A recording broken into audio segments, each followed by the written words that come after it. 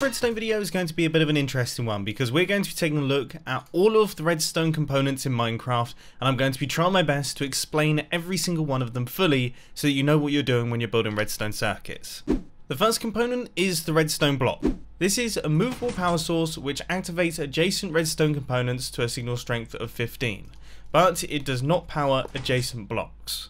The redstone torch is another power source which outputs at a signal strength of 15, but it can be deactivated by powering the block that it's placed on. It also has 1 tick of delay. If you're not careful, you can actually cause a redstone torch to burn out by powering it and depowering it too quickly.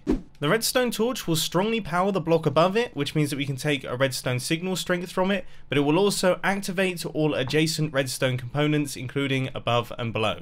The only block that the redstone torch won't interact with is the block that it's placed on. Redstone dust essentially carries redstone signals, and as it does this, it gradually loses signal strength. So for example, this redstone dust is being powered at signal strength 15 from this lever.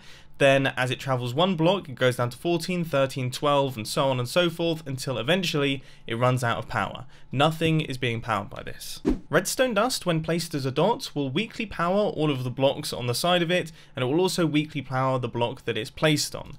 Now what I mean by weak powering is that you can take a redstone repeater output from the block, or for example you can activate a redstone component from it, but you can't activate redstone dust from it. When you strongly power a redstone block, like this, then that means that you can take a redstone dust output.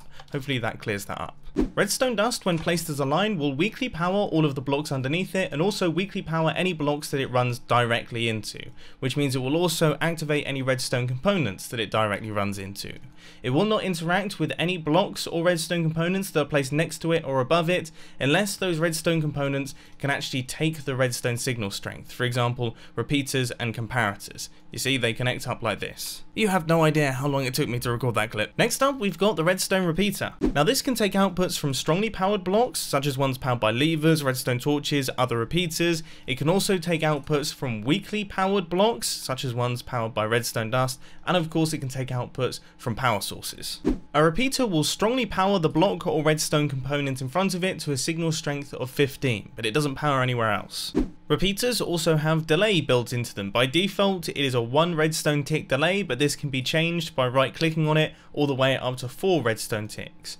Now, if the input pulse is shorter than the delay shown on the repeater, then it will extend the pulse. So for example, we'll fire 1 tick pulse into here, and that pulse got extended to 4 redstone ticks. A repeater can also be locked by running another powered repeater into the side of it. When a repeater is locked, it will hold the same state that it had when it was originally locked, and it will only change state once it gets unlocked.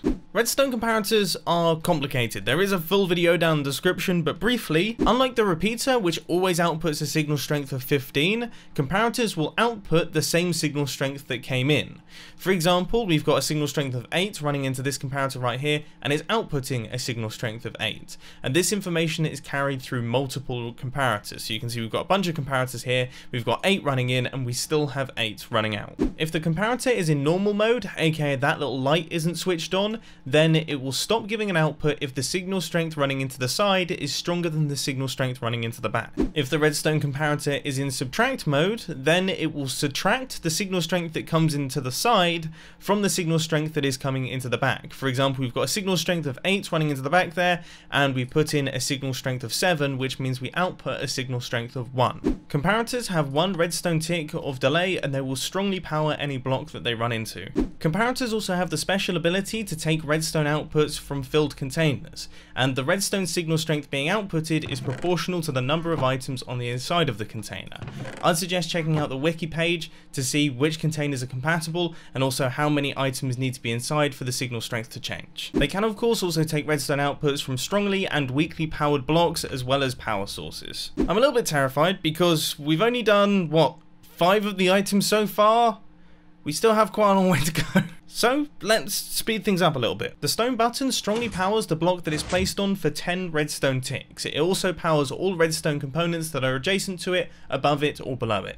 The wooden button does exactly the same thing, but it gives a slightly longer pulse of 15 redstone ticks. The lever behaves in exactly the same way, but instead of giving a pulse, it gives a constant output, switched on or switched off. A stone pressure plate will strongly power the block underneath it to a signal strength of 15 when a mob or player stands on top of it.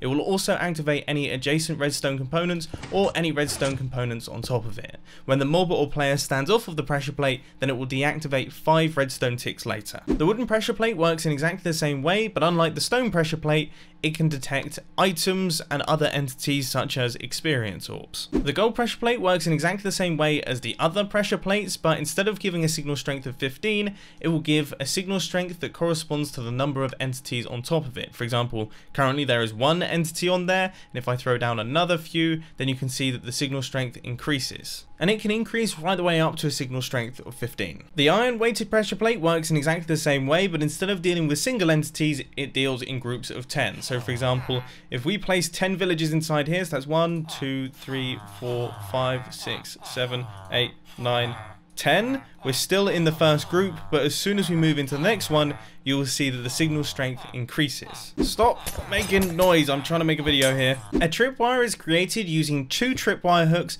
and then connecting them up with string. Now the maximum size of a tripwire you can create is 40 blocks.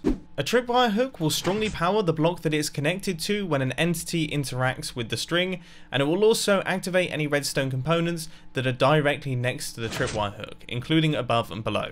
It will also give a pulse of 5 redstone ticks when the string is broken, unless the string is broken by a player with shears. The daylight sensor outputs a signal strength that is proportional to the daylight that it's receiving, and it activates all redstone components that are directly adjacent, including above and below, but it does not power any surrounding blocks. It can also be toggled into night mode so that it does exactly the same thing that it did in daylight during the night time. The lectern is a new one for Minecraft 1.14. I didn't really think of it as a redstone component, but it's in the redstone section, so I suppose we probably should cover it. And what it does is it gives a comparator output that is proportional to the amount of the book that has been read in the lectern. So for example, here we have a book with 15 pages. Right now we're on page 1, so it's giving a signal strength of 1. If we go through to page 7, then it will give a signal strength of 7. Next up, we have got the trap chest. Now this will output a signal strength of 1 constantly while the chest is open. Now this will strongly power the block underneath it, and it will power any adjacent redstone components and any redstone components on top as well. As you guys know, I absolutely love the Observer. It's an extremely interesting redstone component. It can detect block updates with its face, and it outputs them through this section right here. Now it outputs a signal strength of 15, and it strongly powers the block that it's facing into, and it does it in the form of a 1-tick pulse. To see what block updates this thing can detect, I would suggest checking out the Wikipedia page for the Observer, because there's far too many for me to mention. The really interesting thing about Observers is that they can be moved by pistons, unlike most redstone components. Now the cool thing is, coupled with its block update detecting abilities, as it gets moved, it will detect a block update, which means it will give an output. So we get a 1-tick pulse every single time this thing is moved by a piston, which is used in, most modern circuitry these days. Fence gates will open when powered, and they will stay open until they get unpowered. If you open the fence gate by hand, then power it, it will stay open until it gets unpowered, and then the fence gate will close. It can also be moved by pistons. Wooden trapdoors have exactly the same game mechanics. Iron trapdoors are identical as well, but they can't be opened by hand. These game mechanics are also mirrored in full-size doors. The only difference is you can't actually move these with pistons, which is a shame. The dropper will spit out an item from a random filled slot in its inventory when either powered directly or powered by an adjacent block. The dropper is also affected by quasi-connectivity. It is also a solid block, which means that if you power the dropper, it will also activate adjacent redstone components, for example, other droppers. The dispenser shares exactly the same game mechanics as the dropper, but it has the special ability to fire out certain items. For example, it will shoot out mob spawn eggs, it can also fire fire charges, and also it can fire arrows as well. There's a bunch of things that it can shoot out, and I'd suggest checking out the dispenser's Wikipedia page to see that. Once again, stop making loads of noise, I'm trying my best to make a video here. Next up, we have got a rather interesting one, and that is the regular piston. Now the piston will stay extended as it's powered, and it can be powered either by powering an adjacent block, or by powering it directly. The only place that it can't be powered from is from its face. Pistons are another redstone component that is affected by quasi-connectivity, so there are other powering options there, you just have to learn how to use them. It takes pistons 1 tick to extend and 0 ticks to retract. And yes, I know I used sticky pistons in that demonstration, but I mean, I needed to make the demonstration somehow. Regular pistons can push, but cannot pull. Pistons can push up to 12 blocks in total, with pistons themselves being movable objects. Pistons are considered to be transparent by Minecraft Redstone, which means that they don't power adjacent blocks. So unlike the droppers, where we power them and all of them spit out items, when we power the center one here, you can see that only the center one extends. Sticky pistons have exactly the same game mechanics as regular pistons, but they can also retract their blocks as well as push them. Now, if you put a 1 tick pulse through a sticky piston, then it will spit out its block without retracting it. The redstone lamp can be activated by being powered directly or by being activated by a powered adjacent block. Now, it turns on instantly, but it takes 2 redstone ticks to switch off, and it can also be moved by pistons. The redstone lamp is another solid redstone component, which means that if we power the center one, it switches on all of the adjacent ones as well. Now we have TNT. I think I'm going to move slightly further over here for this one. TNT activates instantly when powered either directly or by an adjacent powered block.